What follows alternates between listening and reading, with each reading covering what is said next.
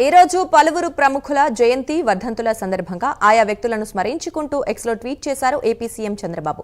మన్యం ప్రజల ప్రాణరక్షణ కోసం తెల్లదొరలను ఎదిరించిన వీరుడు అల్లూరి సీతారామరాజు అని అల్లూరి 128వ జయంతి సందర్భంగా ఆయనను స్మరించుకున్నారు. స్వామి వివేకానంద వర్ధంతి సందర్భంగా ఆయనను స్మరించుకున్నారు.